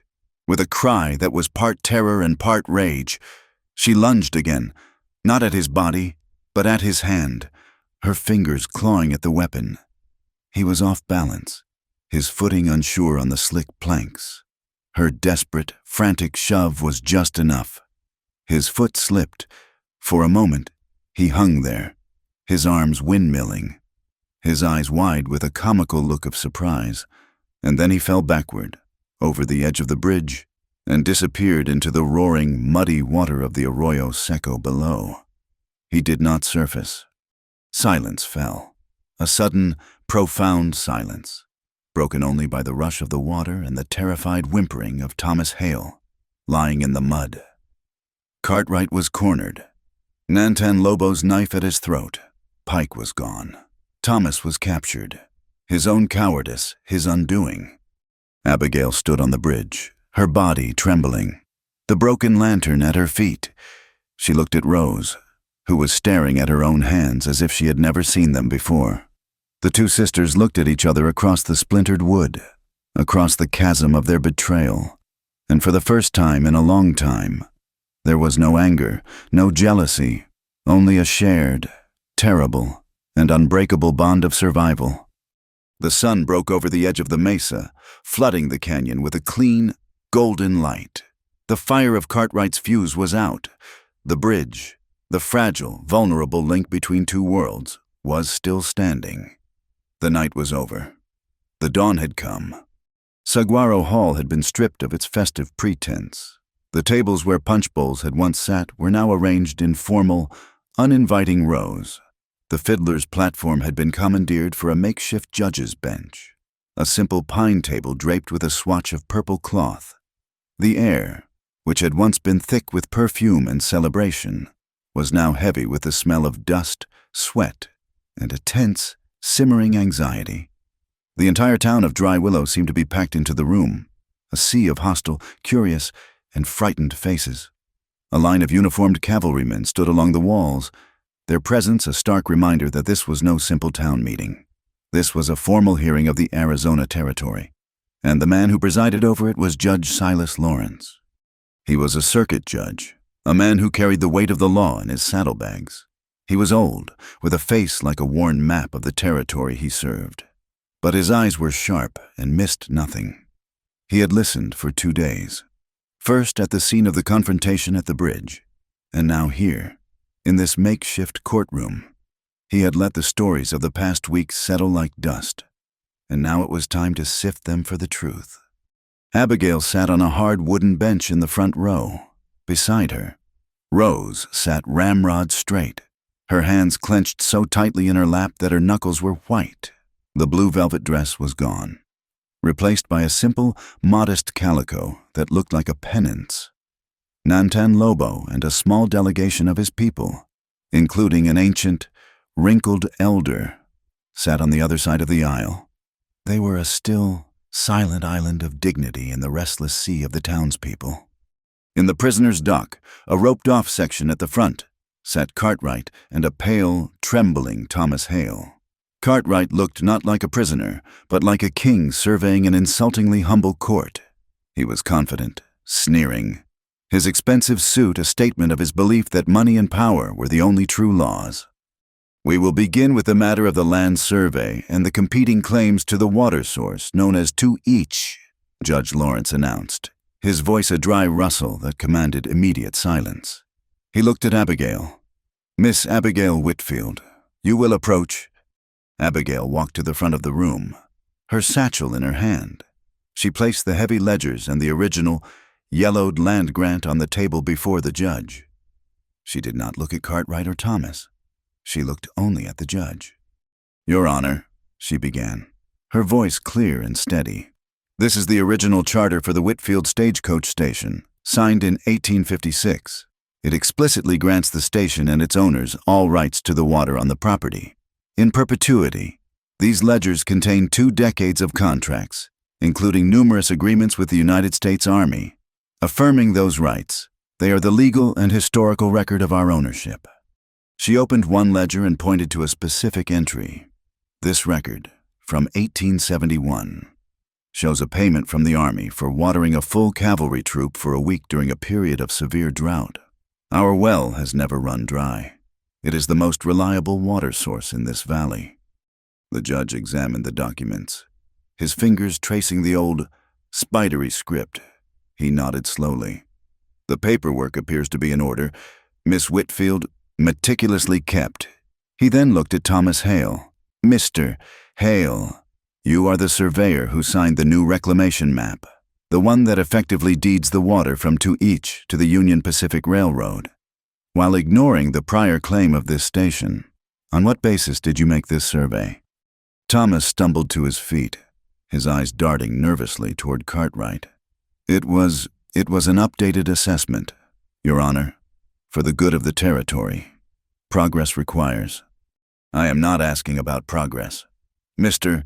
Hale," the judge said, his voice cutting like a whip, "I am asking about the law. Were you aware of this prior charter when you drew your map?" Mr. Cartwright assured me that the railroad's claim superseded any local agreements." "Did he? And did you, sir, a trained surveyor, not think to consult the official records at the land office yourself?" Thomas had no answer. He stood, mute and miserable, a man hollowed out by his own weakness. "I have one more piece of evidence regarding Mr.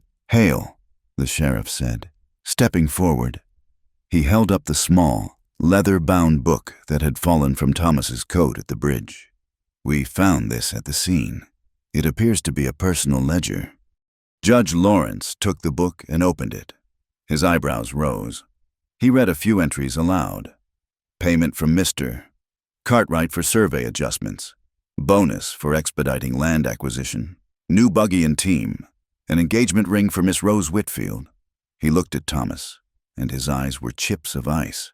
"This is not a surveyor's log. Mr. Hale, this is a record of bribery. You sold your signature, and in doing so, you committed perjury." A low murmur went through the crowd. Thomas Hale sank back onto the bench as if his legs had been cut out from under him. "This brings us to the more serious matter," the judge continued, his gaze shifting to Cartwright. "The events at the Arroyo Seco Bridge. Mr. Cartwright, you are accused of conspiracy to commit murder." Cartwright laughed. "A short, barking sound. That is preposterous. I am the victim here. My property was attacked by savages. And this hysterical woman," he jabbed a finger toward Abigail, "has concocted this fantasy to ruin me." "Is that so?" the judge said calmly. "Miss Rose Whitfield, please approach." Rose walked to the front of the room as if she were walking to her own execution. She was trembling, but her eyes were fixed on the judge's face, a look of desperate, painful resolve in them.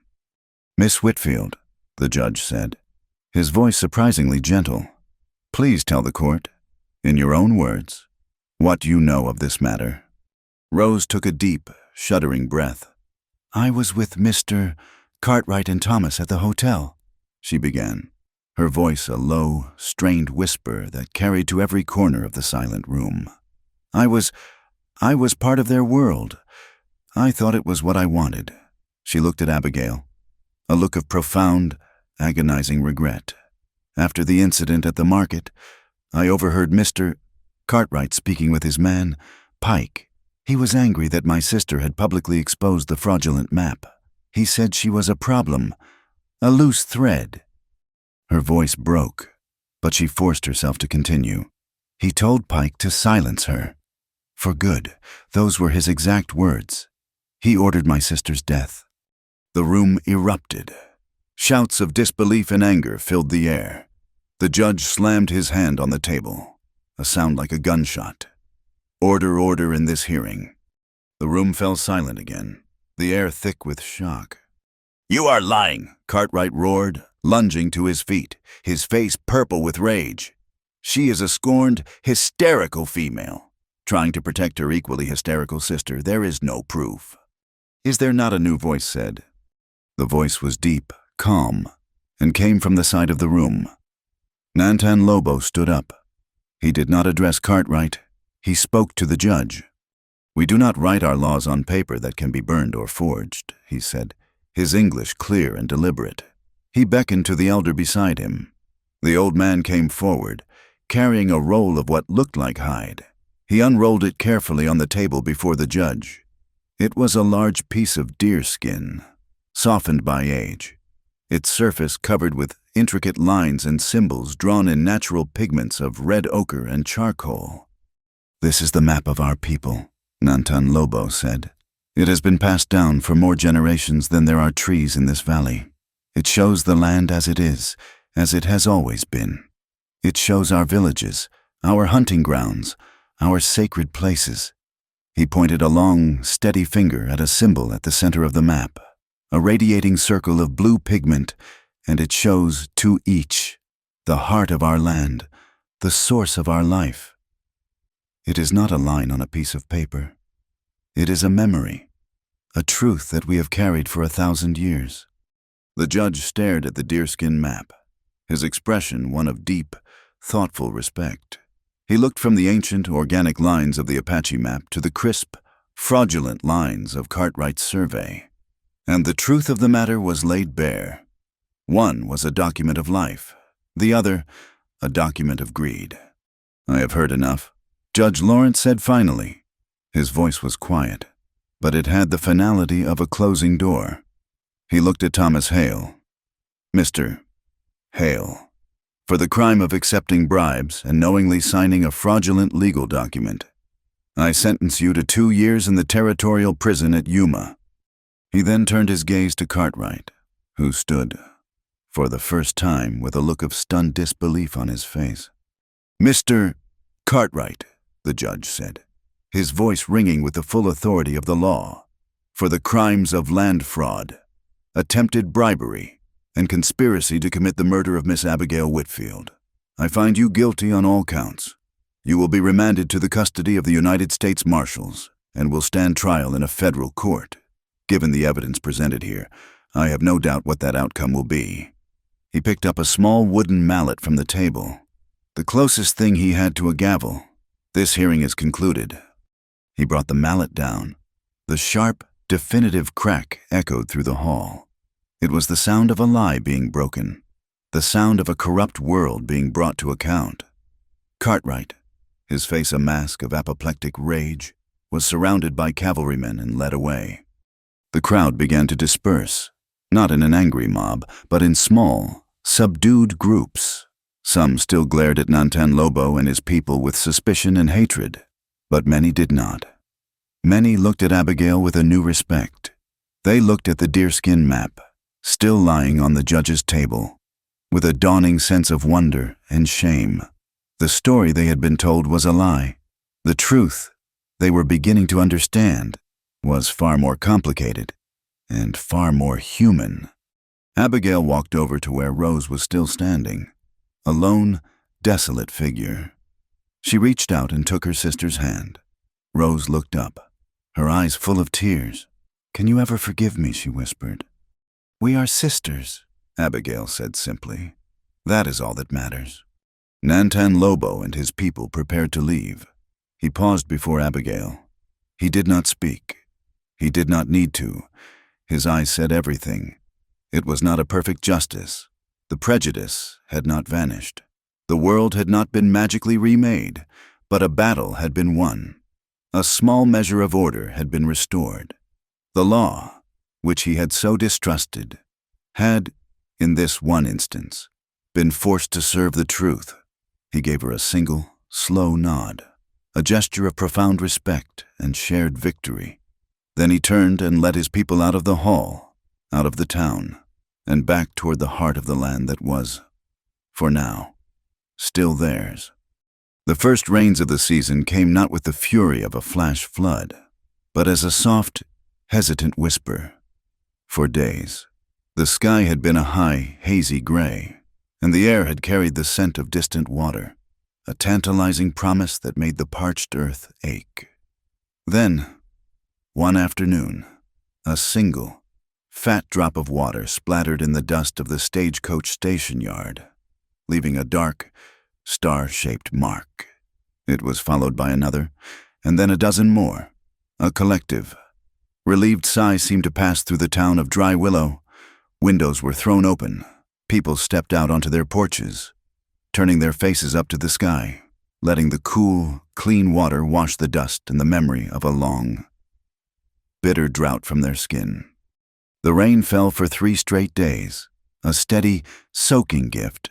The arroyo seco, which had been a muddy trickle, began to run clear and strong, and to each, the sacred spring. The water bubbled up from the heart of the earth, pure and abundant, filling the stone pools and overflowing to send a life-giving stream out into the valley. The land, which had been brown and brittle, began to show a faint, miraculous blush of green. It was a time of cleansing, a time of renewal. The town, too, was slowly beginning to heal. The trial had been a catharsis, a lancing of a boil that had poisoned them all. Cartwright was gone, a distant problem for federal marshals. Thomas Hale was a sad, cautionary tale, his name already fading into the annals of local disgrace. The hatred and fear that had been so expertly stoked had not vanished entirely, but their foundations had been washed away. In its place was a grudging respect and a weary, uncertain curiosity. The story of the Apache chief who had protected white children, and the white woman who had stood up to a corrupt railroad baron, was a more complicated tale than they were used to. It required them to think, to reconsider. The wooden bridge over the Arroyo Seco, the scene of the climax, stood as a broken, splintered testament to the conflict. It was unusable, a dangerous wreck. One morning, the town's carpenter, a stout man named Miller, stood looking at it, scratching his head. He had lumber, but not enough to rebuild it alone. As he stood there, a small group of Apache men appeared on the opposite bank, led by Nantan Lobo. They did not carry weapons. They carried tools, axes with stone heads, and long, braided ropes of yucca fiber. Nantan Lobo walked to the edge of the chasm. "This bridge is needed," he called across the rushing water, "for both our peoples." Miller, who a month ago would have run for his rifle, simply nodded. "I reckon it is," he said. And so began the work. It was slow and awkward at first. The men of Dry Willow and the men of Nantan Lobo's band worked on opposite sides of the arroyo, a gulf of suspicion still separating them. They communicated with hand gestures and shouted words. But slowly, a new language emerged, the language of work. An Apache man, seeing Miller struggle to lift a heavy beam, would send a rope whistling across the gap to help with the load. Miller, in turn, would show one of the younger Apache men how to use a steel saw. Admiring the straight, clean cut it made, they found a common ground in the grain of wood, in the satisfaction of a well-set joint, in the shared goal of spanning a divide. The new bridge was built not just of pine and iron, but of a fragile, emerging trust. Rose found her own way to build a bridge. The fine dresses, the jewelry, the life she had so desperately craved, had all been sold in their place. She opened a small shop in a dusty, forgotten storefront at the edge of town. It was not a dress shop or a millinery. A simple, hand-painted sign in the window read, "Apothecary and Remedies." She had always had a knack for herbs and healing, a skill learned from her mother and long suppressed. Now, she embraced it. She spent her days grinding herbs with a mortar and pestle, creating poultices for burns, teas for fevers, and salves for aching joints. Her customers were tentative at first, but her remedies worked, and her prices were fair. She treated the ranchers' wives and the blacksmiths' children. And one day, Tiana, the mother of the boy from the well, came to her with a small child suffering from a cough. Rose treated the child with the same gentle, focused care she gave to everyone. Her atonement was not in words of apology, but in the quiet, steady work of her hands. She was no longer trying to climb into a higher society. She was tending to the roots of her own community. The stagecoach station became the heart of the new Dry Willow, under Abigail's guidance. It was no longer just a stop on the way to somewhere else, but a destination in itself. It became a trading post, a place of honest exchange. Apache women would bring intricately woven baskets and fine beadwork, trading them for sacks of flour and bolts of cloth. Abigail ensured the trades were always fair, her ledgers now recording not just the passage of mail and passengers, but the weaving of a new economic and social fabric. Her father, a changed man, watched it all with a quiet, wondering pride. The anger had gone out of him, replaced by a deep, abiding love for the remarkable woman his daughter had become. One evening, as the sun was setting, casting long, golden fingers of light across the valley, Abigail rode out to two each. The air was cool and sweet with the smell of wet sage. Nantan Lobo was there, standing by the largest of the pools, its surface a perfect, still mirror reflecting the brilliant colors of the sky. He did not seem surprised to see her. They stood together in a comfortable silence, watching the last of the day's light fade. "The bridge is finished," she said softly. "I saw," he replied. "It is a good bridge, strong." "The work was good," she said, "for everyone." He turned to her, his face serious in the gathering twilight. He did not hold out the silver ring. He simply met her gaze, a silent question in his eyes. Abigail held out her hand. "May I see it again?" she asked, her voice a whisper. He placed the ring in her palm.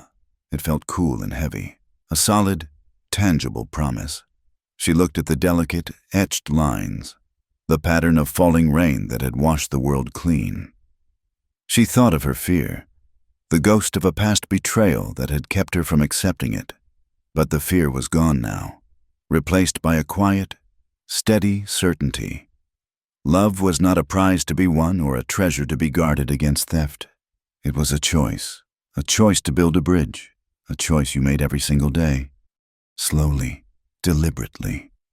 She slid the silver band onto the third finger of her left hand. It fit perfectly. She had not waited for him to offer it. She had claimed it. It was her choice, her promise, her future. He looked at the ring on her finger, and a slow, beautiful smile transformed his face. A smile that reached his eyes and filled them with a light that outshone the rising stars. He took her hand, his strong fingers closing over hers, the silver cool between their skin. Their joining was not a ceremony for the town or the territory.